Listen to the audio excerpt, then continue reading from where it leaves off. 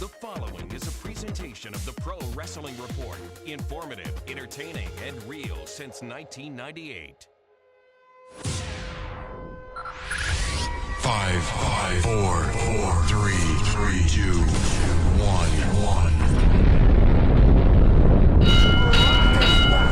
To scratch and major itch. So enjoy your fruity pebbles, you yabba dabba bitch. They've killed him! And CM Punk, and I am the voice of the voiceless. Be the man. You gotta beat the man. Woo, woo, woo. You know it. I got okie doke by the Live from the Pro Wrestling Report studios in Milwaukee, Wisconsin. This is Monday Night Meltdown with your hosts, Damian Nelson and David Hero. I'm proud to say we're doing things the Vince McMahon way. That's the bottom line. What? Cause Stone Cold said so. Bringing you all the latest news and views from professional wrestling. Monday Night Meltdown is on the air.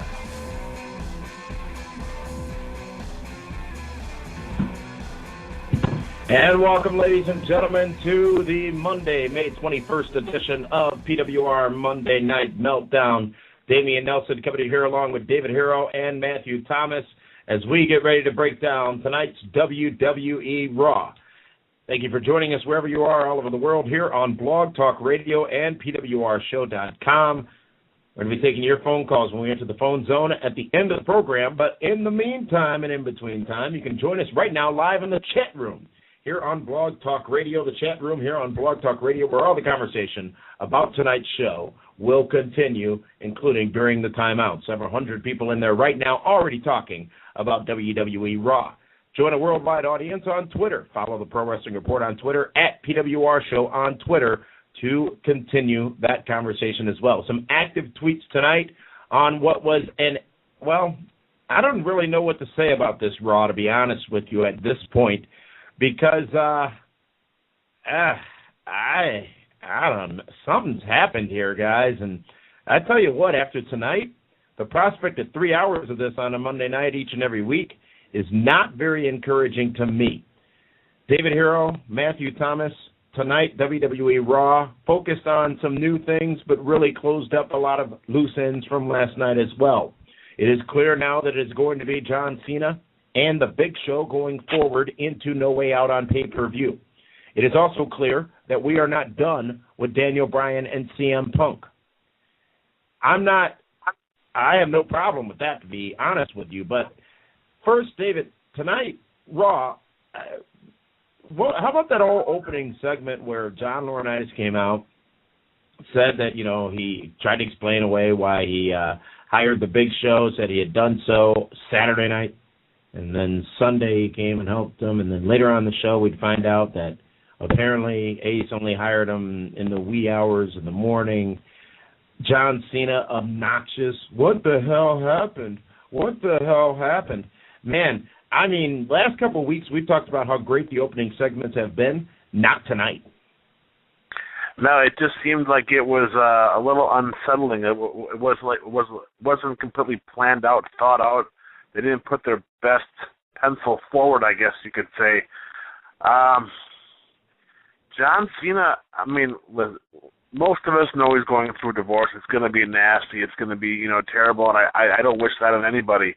But he just doesn't seem like he's on his A game right now. I thought that the Big Show was far more believable, far more angry. Looked like he really was frustrated. Whereas John Cena, when he's in the ring, it's completely different. But when he's cutting his promos, it just seems like he's not even taking himself seriously, and that's how it's translating right now, all the way across the audience on TV. That's such an amazing statement. Not a big fan of that tonight. It's such an amazing statement, and I use the word obnoxious to describe John Cena a lot. And I'm going to say something that may prove to be a little bit controversial, but, he is a bit of a joke, especially when he talks. Now, when he's in the ring and performing, aside from last night's matchup, not a joke at all. He can bring it in the ring. But, man, when you're just a parody of yourself, I mean, I'm done. I'm sorry. If the C Nation is what I'm going to have to endure for 3 hours starting in July for Raw each and every Monday night, I may have to tap out, and I mean tap out before the pinfall. Matthew, your thoughts on the opening segment of WWE Raw tonight with John Cena, John Laurinaitis, Johnny Ace, and Eve? Well, between the way we went off the air last week with the whole loser thing from Cena, and then again this week with the obnoxious dial turned up to 11, it's getting old. And I will say that I don't think it's the worst thing in the world, the Big Show heel turn. I've actually been wanting it for a while. Big Show as a face just got really, really bland to me. So that in of itself, I don't mind in the least. But one thing that really dawned on me tonight is that since WrestleMania, basically, we've had whatever storylines were involving the two major titles, and we've had a kind of an overarching main event storyline. Cena Rock worked, Brock Cena worked, Johnny Ace Cena that we had culminated the pay-per-view last night didn't work for me, and now we're going to have Cena Big Show kind of as this, kind of overarching main event storyline for the next 4 weeks. I don't really think it's the best formula. We got to add in, of course, Chris Jericho and Randy Orton into the mix. I'm liking where that started to go tonight. Obviously, some fallout from last night's pay-per-view, which was over the limit. But did you notice, Matthew, I got to agree with you. You mentioned Randy Orton. He did not run down to end the show to help out Sheamus and John Cena tonight. Well, it's because Jericho beat him down. But what I'm saying is, kind of interesting, isn't it? As it always is. But all the baby faces come to save John Cena. No one came out once again to help Randy Orton. Yep.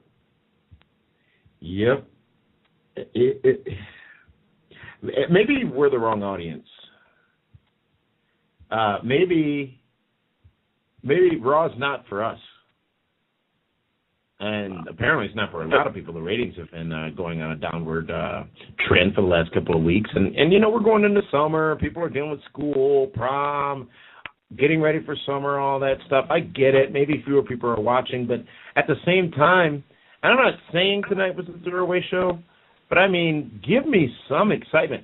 They're coming off such an amazing high that was WrestleMania. And then the Extreme Rules pay-per-view, which was good. Last night's pay-per-view, Over the Limit, was good as well. And now it's 3 weeks in a row of Raw that just, I mean, a fleeting mention of the whole Brock Lesnar situation. Focus on the comedy act that is John Cena. No Cody Rhodes, thanks to you, David Hero. No Miz anywhere to be seen after his 2 matches on the pay-per-view last night. Holy crap, you're right. He wasn't on the show tonight, was he? No, it was not. I mean, since you buried it. We will have a draft update tonight, by the way, that you guys can all understand where everybody stands in the draft. But you know what? Let's not dwell on the bads here of Raw tonight, because we did get a good matchup between Alberto Del Rio and Randy Orton. But before that matchup, I was a little surprised to see the interaction between Santino and Alberto Del Rio's personal ring announcer, which was hilarious. But I wonder where that's going. I found it very entertaining, Matthew.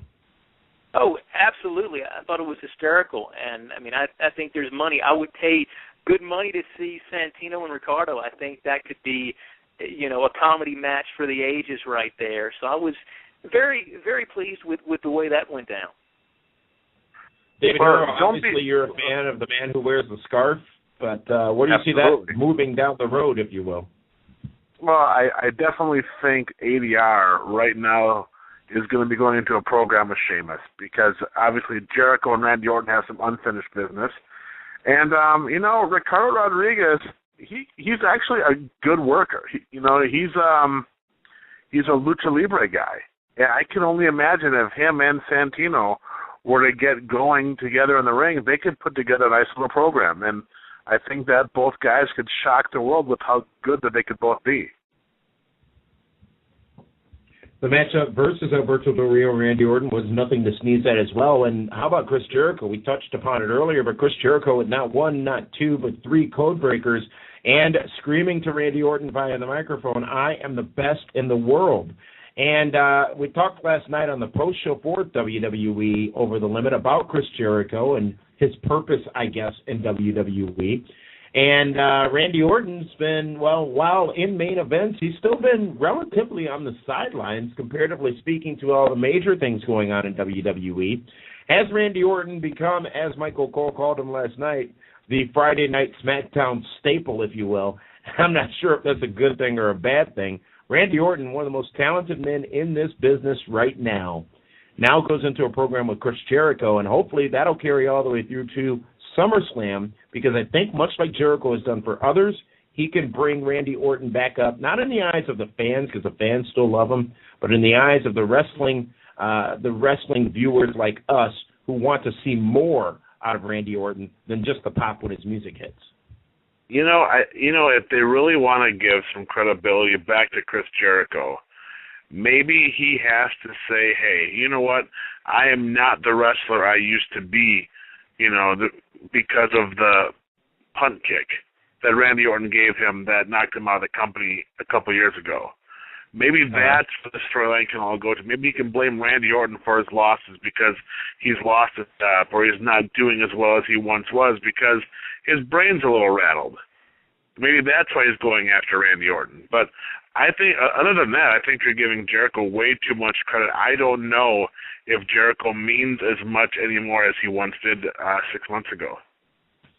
Yeah, and we've disagreed on this for a while, David Hero, but I'd love to hear Matthew's take on Chris Jericho and Chris Jericho's run in WWE since his big return earlier this year, obviously being involved with that program with CM Punk, and now moving on to Randy Orton. What's your take, Matt, on Chris Jericho thus far in WWE? And well, I'll let you answer it first, and then we'll talk about it. Yeah, in my eyes, he served the purpose. He's helped to elevate Punk. There's another dimension to Punk's character that I don't necessarily know would have been brought out without that personal angle with Jericho. That being said, that's for me. That's what somebody with, I've been watching for years. I've got some familiarity with Jericho. Somebody who's a fairly new audience member who might not necessarily be familiar with Jericho's back catalog and all of his accolades, somebody who may not even have seen him as recent as, the 2007 return.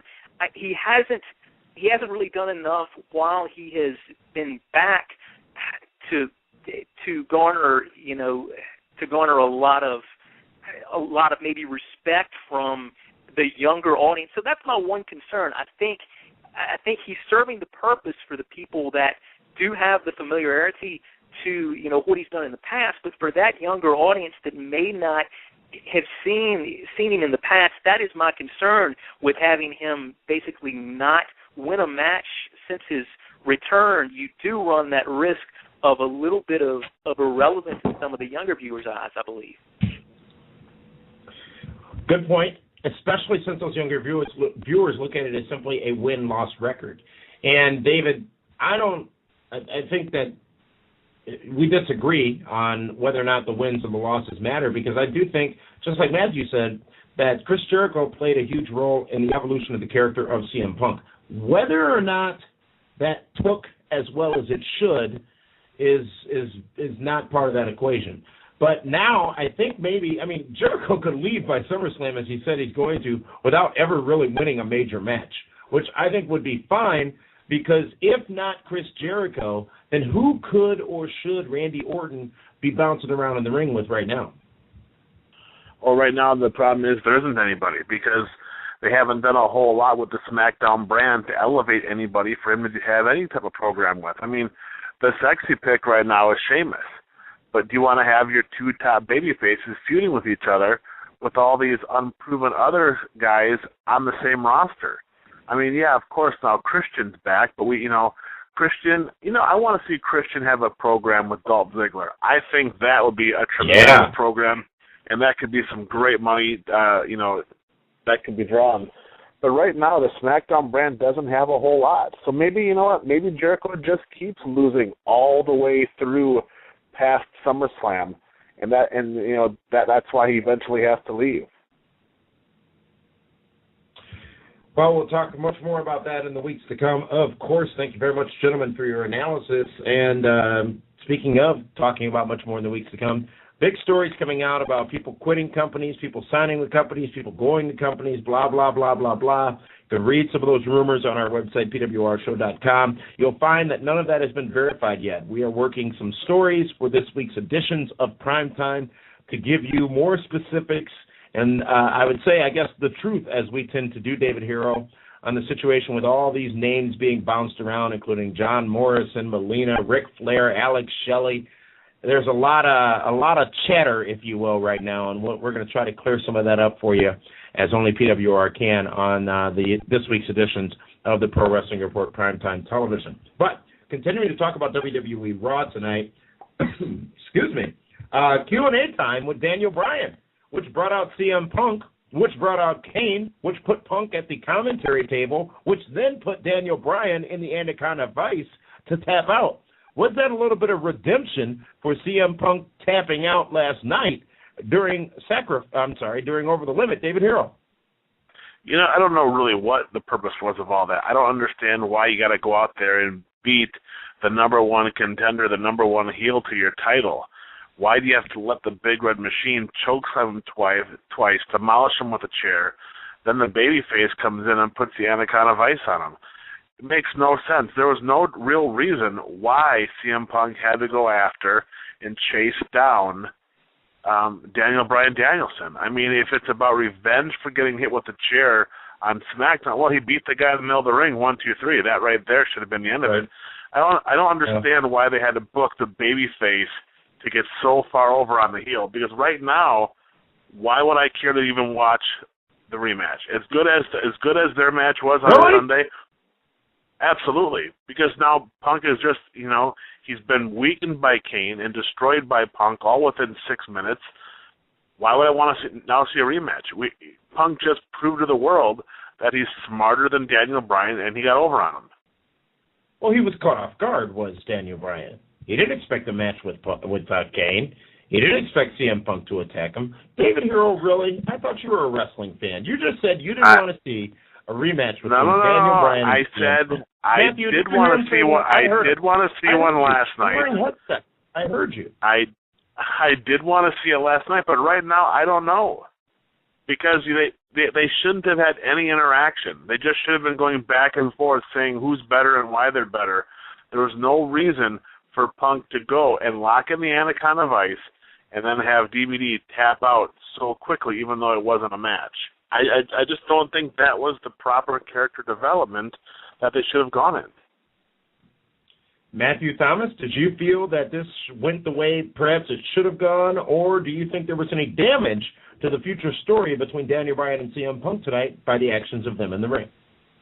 The way it came off to me was, one thing I noticed last night during the pay-per-view, Daniel Bryan during that match looked as strong as he has during his WWE stint. I mean, it was a very, very solid showing on his end. And I think with the whole way things played out with Kane and everything tonight, it seemed to me like they were trying to get a little bit of that cowardly heel Daniel Bryan character back, because I think at that point, I mean, that's who he is. And if you just continue to build him up like you did last night, I think they had to do something to kind of get that cowardly heel character back. And the thing with Punk coming in there at the end, it did seem a little odd, the face at the announce table coming in and attacking the heel after the match. But what it looked like to me, I noticed how they kept putting over the fact that, while Punk did pin his shoulders to the mat,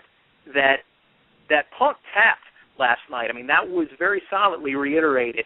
And that closing segment there, when he put Bryan in the Anaconda Vice, it really seemed to me like they were trying to portray the fact that these guys are two evenly matched guys, and okay, Bryan made him tap last night. Well, Punk's going to return the favor tonight. So it had its loopholes and it had its problems to me, but it seemed to me that seemed to be what they were trying to convey, the fact that these are very two evenly matched guys going into the next match.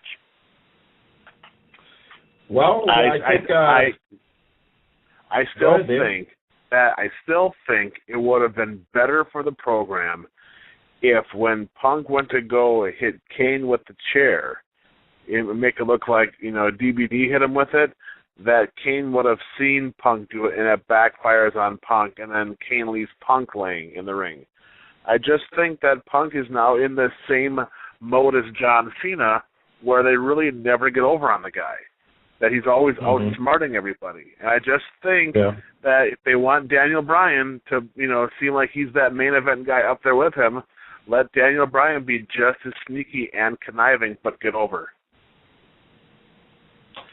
All right, well, time will tell over the course of the next few weeks. Thank you for that insight, both of you. One thing we don't have to think too long and hard about was the matchup by the new Intercontinental Champion, Christian, with Jinder Mahal. Moving right along, Beth Phoenix and Kelly mix it up. And, I mean, when's that karma countdown clock going to hit 0? The Divas division in WWE, wow, let's not forget how great a match Beth and Layla had last night at the pay-per-view. It still needs something. I'm happy Kelly's in Maxim. I always enjoy, of course, seeing Kelly, but at the same time, we need that. I mean, we didn't get enough for the karma we got, and now they're just waiting for that moment. I don't know what that moment is to bring her back, and now it just sort of puts a cloud over the whole division because that's what everybody's waiting for. Yeah, and it's unfortunate because right now that division seems extremely lost. I mean, why is Beth Phoenix coming out and doing double duty? She had the pay-per-view last night, then you bring her out tonight with Kelly. It's almost, I hate to say it, but it's like we almost need a little vacation from Beth. I mean, she has been the focal point for the Divas for at least, the past 6, 8, 9, 10 months? I mean, They really need to maybe take her off TV for a little bit, have her come back a little bit fresh, because right now, the Divas division, as good as the match was last night between Layla and Beth Phoenix, it just seems completely irrelevant and lost, and really nobody would miss it right now if they took it off TV for a few weeks.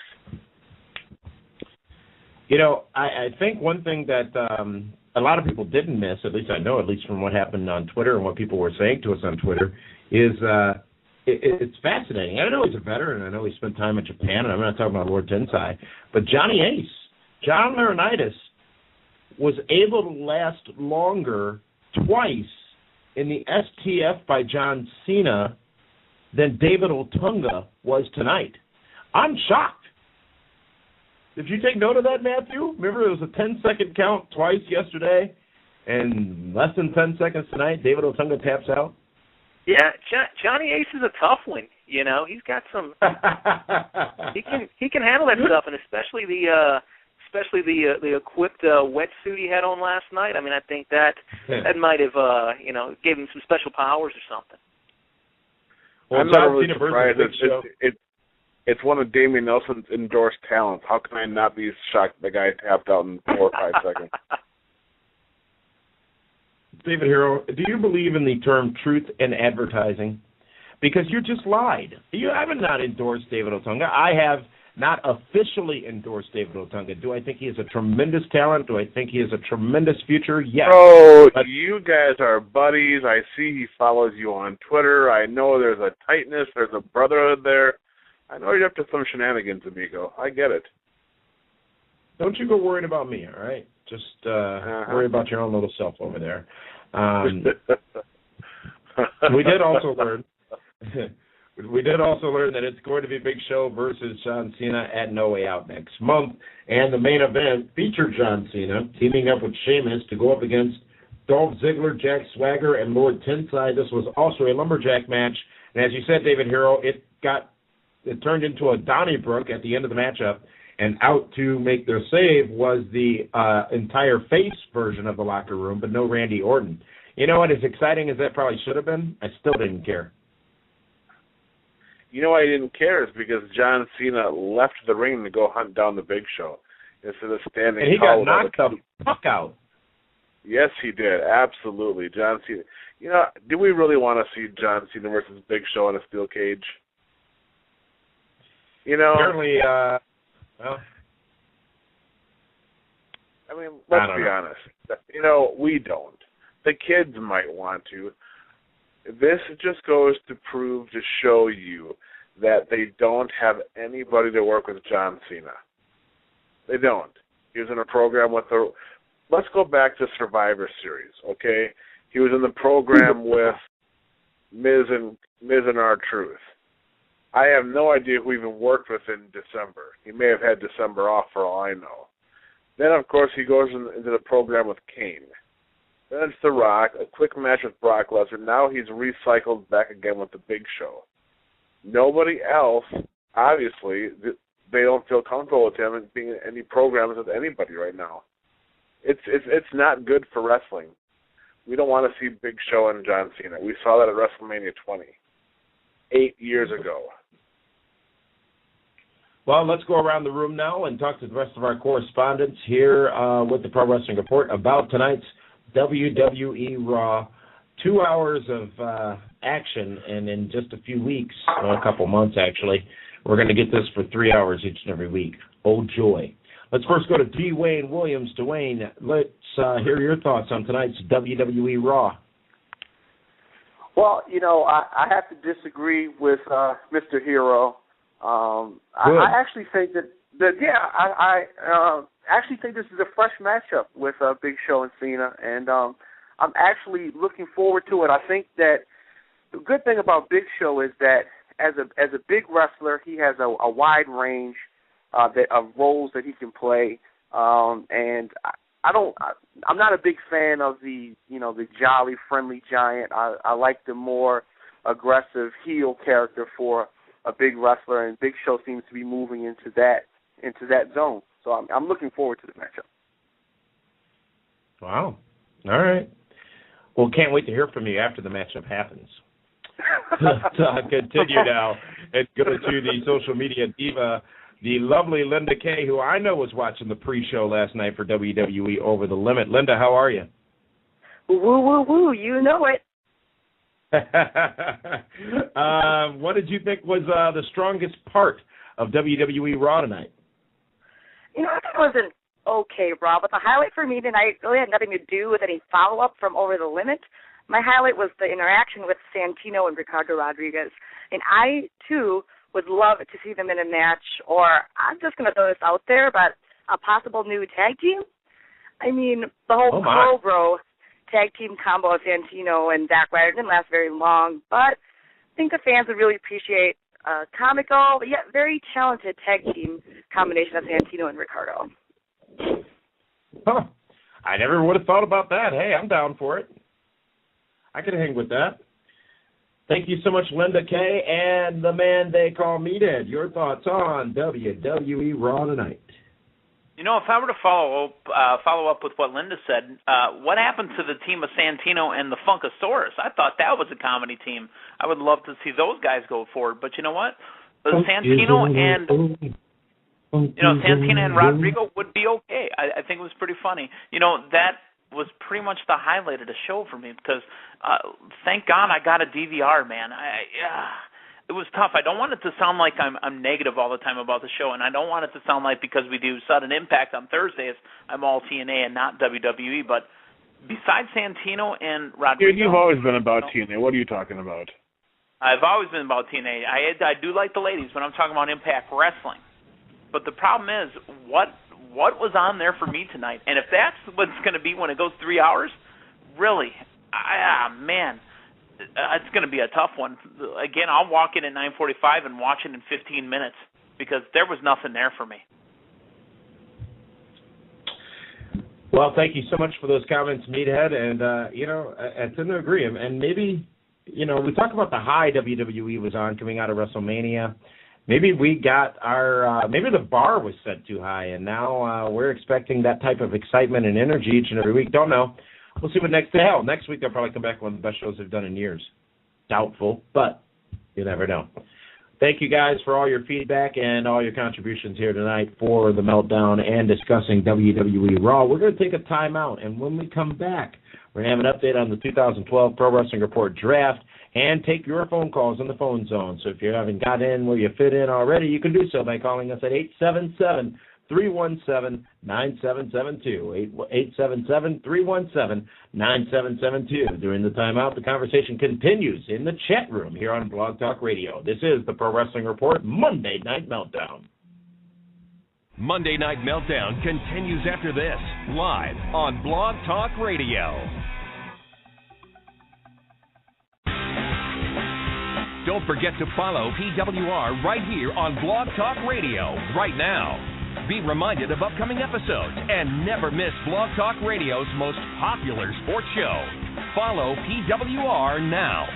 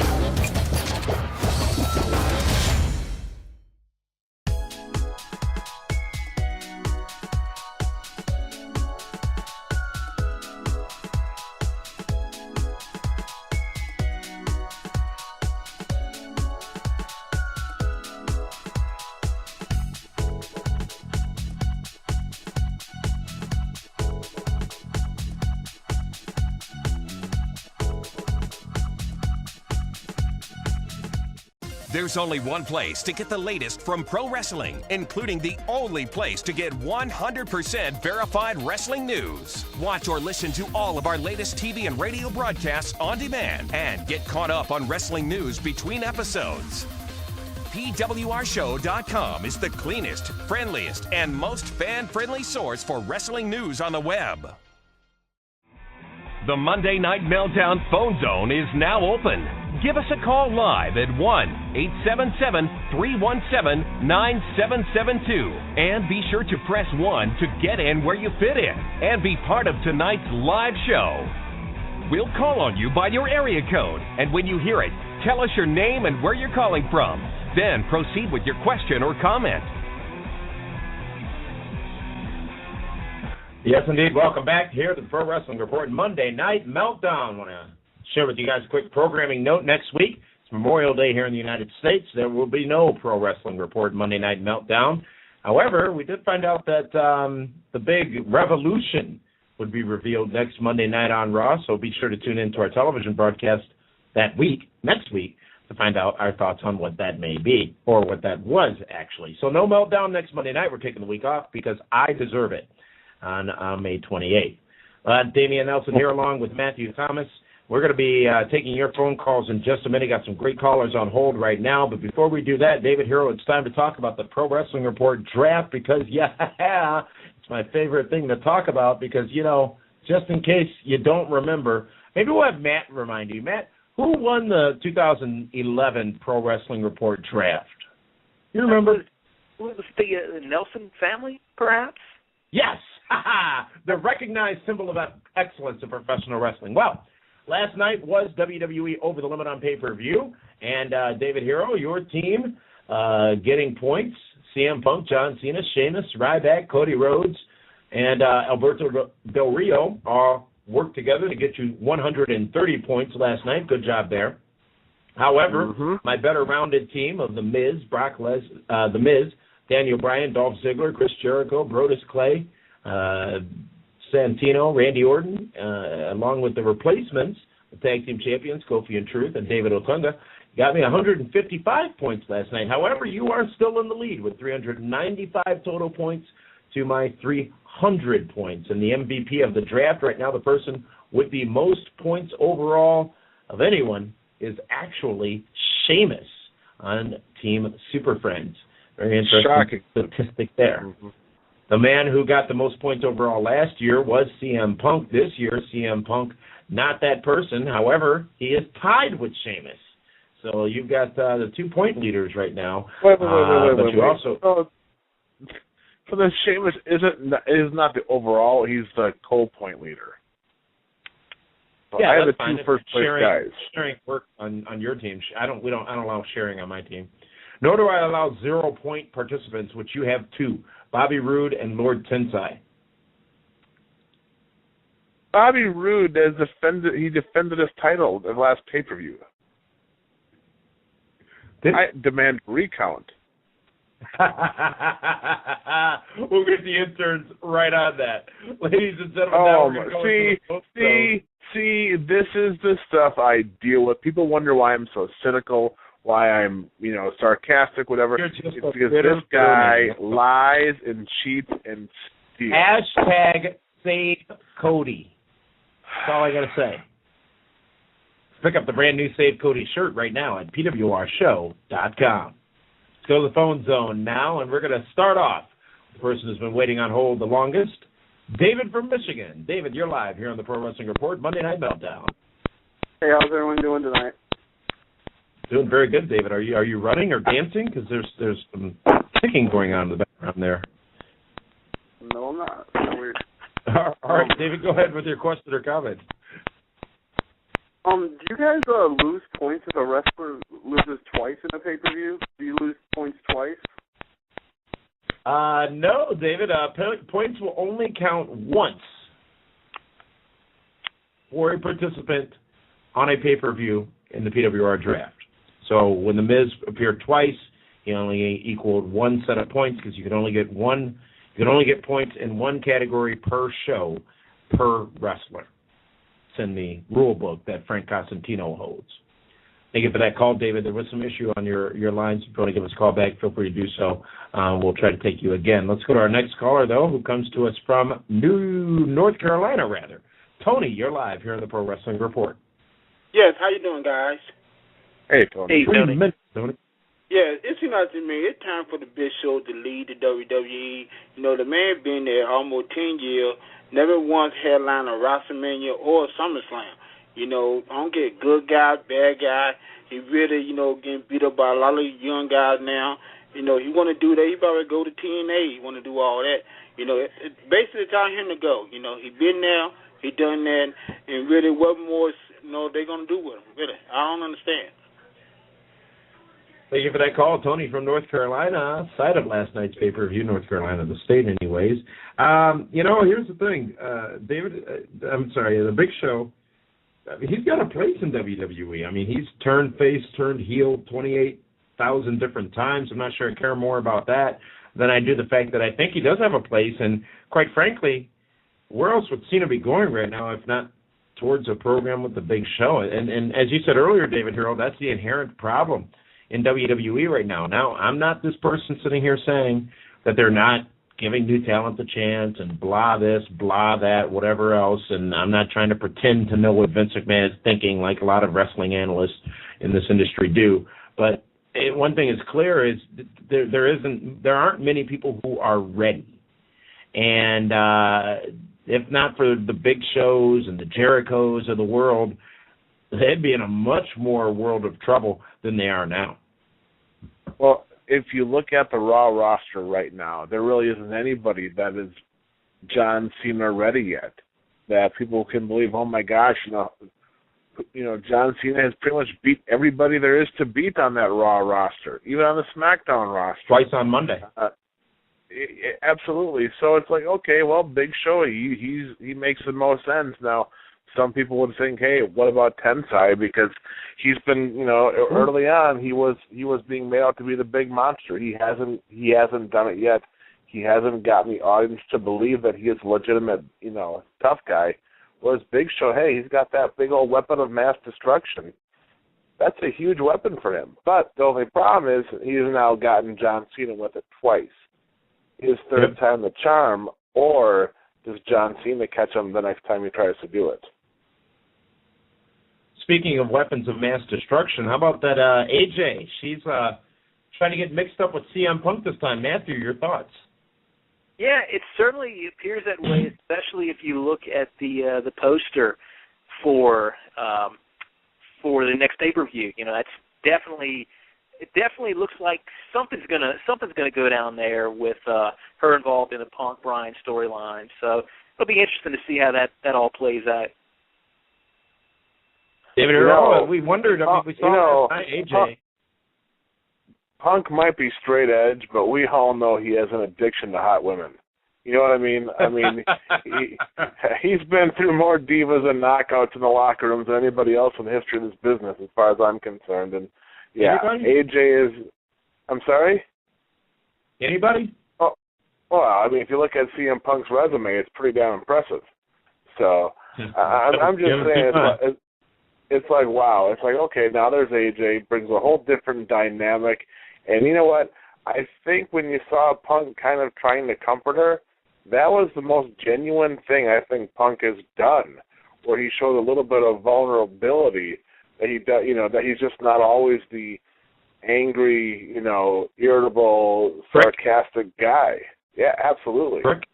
So I think AJ, I think she's going to bring a great dynamic to this feud. Let's continue on the phones now, and let's go down to Jackson, Mississippi. Kevin, you're live here on the Pro Wrestling Report. How y'all guys doing this evening? Hey, Kevin. Tremendous. Well, since I predicted, as usual, how predictable WWE is, it's going to really make y'all laugh. I went to the TNA house show that was Friday night in Jackson, Mississippi, and had a better time than even thinking about watching Over the Predictable Limit. I mean, that guys, TNA, I don't care what you say about, we talk bad about them, but Bully Ray needs to get Wrestler of the Year. This dude was bullying a little 5-year-old kid. He said, I'll bully women and ladies. So I stood next to a little kid. I got in Bully Ray's face. He said, what you going to do? Look me straight in the eye. I mean, the stuff he did, I was like, come on, dude. I'm a postal worker. I'm former military. You're not scaring me. And then I got a little pop out of Mr. Anderson. He was doing his little thing in the ring. And I bust out with a Kennedy. And he looked at me, point finger in front of everybody and stopped. He said, no. So TNA was great to me. But WWE and their predictability, y'all was talking about karma. Now, I don't know how much y'all believe in Bleacher Report, but they said Korea didn't have anything for karma. And I'm like, if they didn't have anything for karma, how did Layla slide in at Extreme Rules and take the spot that she should have had? Other than that, I'm worried about the 3 hour because it's going to turn into the old Nitro Thunder. I mean, they don't, like you guys said, they don't do anything with 2 hours. What they going to do with 3 hours? Talking to death? Ring of Honor, here I come. And that's all I have for tonight, guys. Thank you very much for that call, Tony. I'm sorry, Kevin from Jackson, Mississippi. Tony, we just spoke to a moment ago.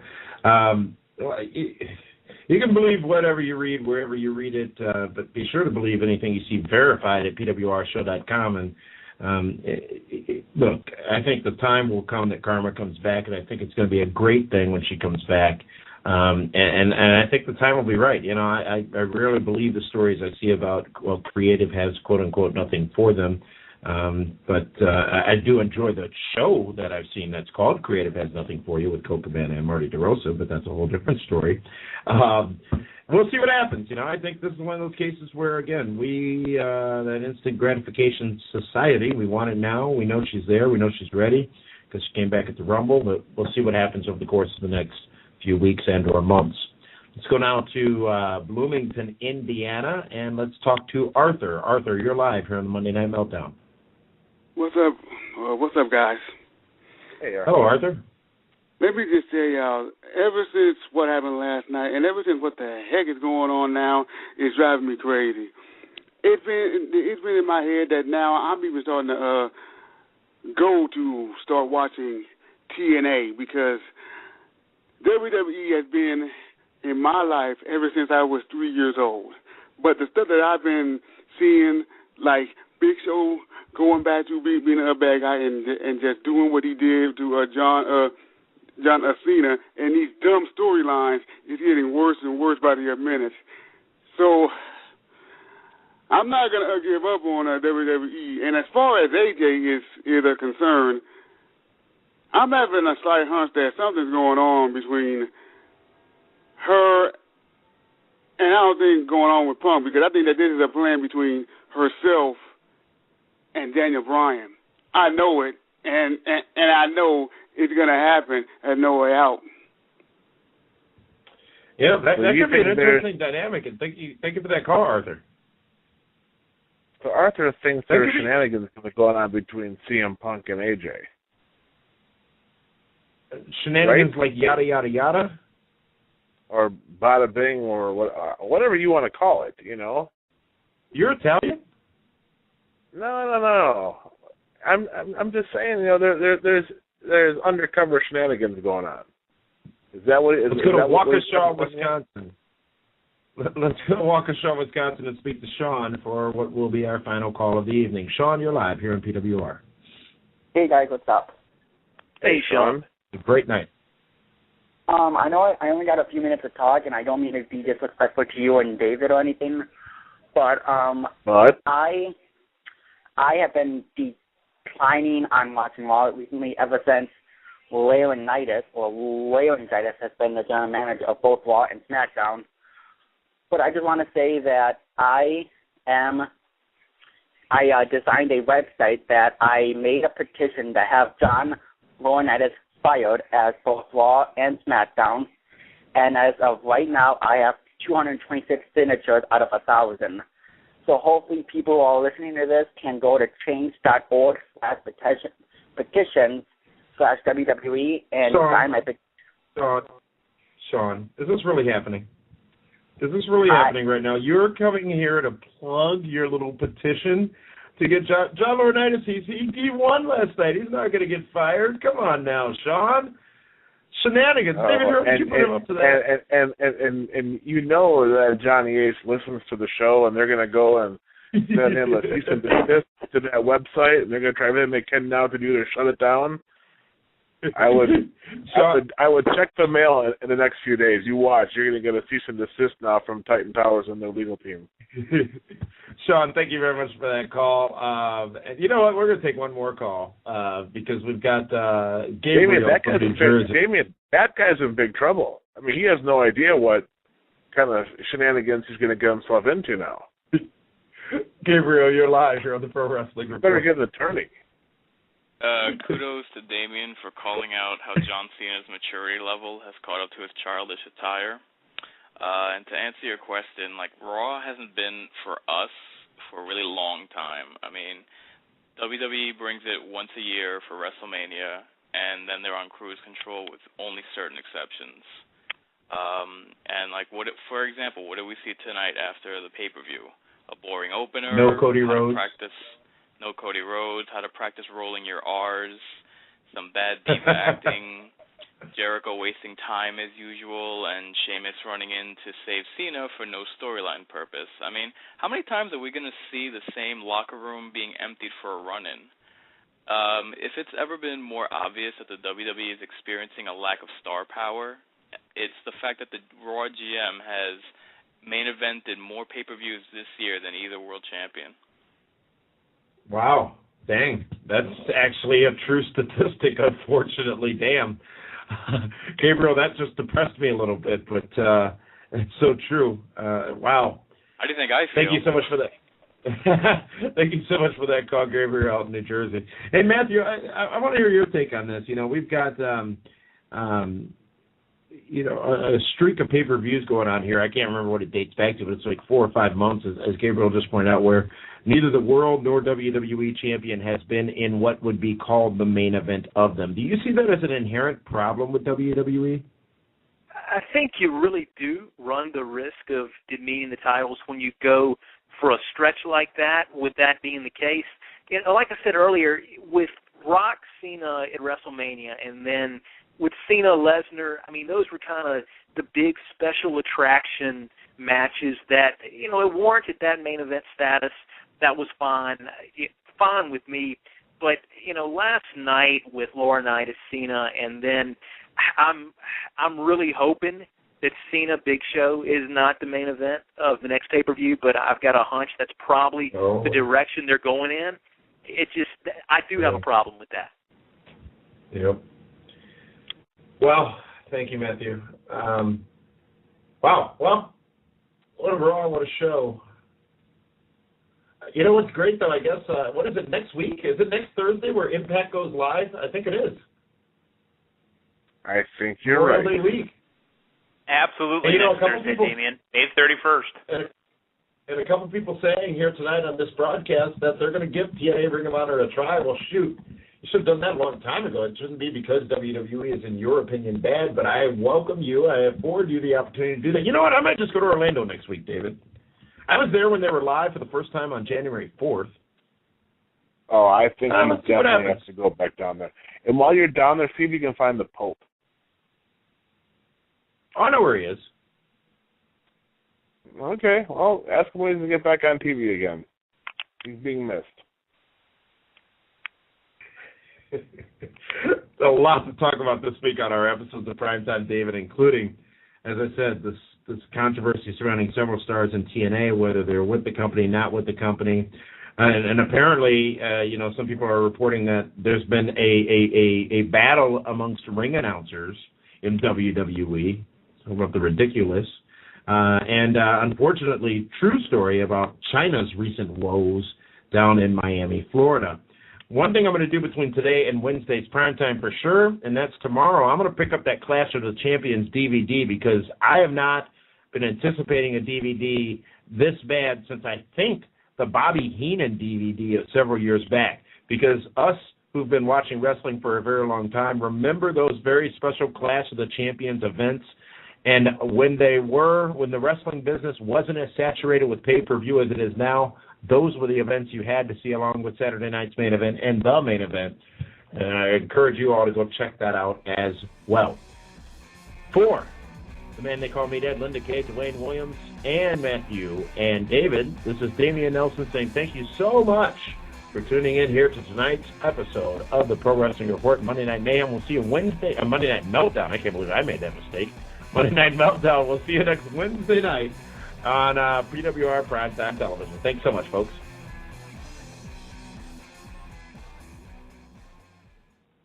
This is the Pro Wrestling Report. Informative, entertaining, real.